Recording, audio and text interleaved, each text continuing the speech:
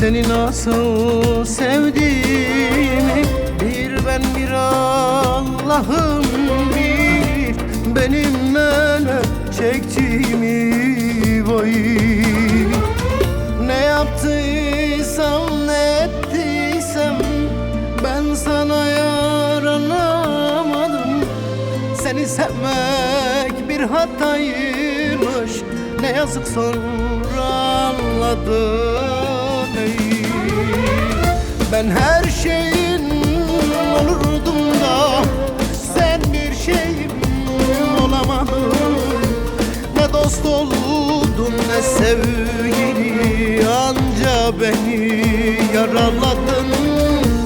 Ne can oldun ne de canan, yüreğimi parçaladın.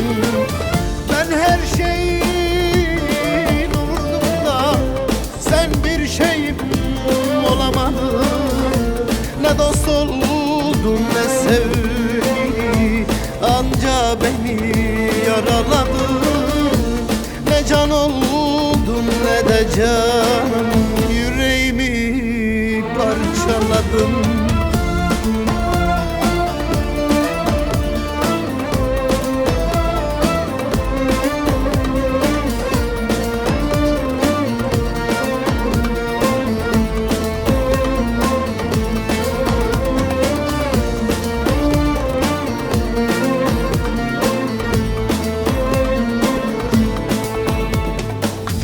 Ölünseydi bir aşk için ben ölürdüm aşkım için. Boşuna bunca emekler değmezmiş senin için vay.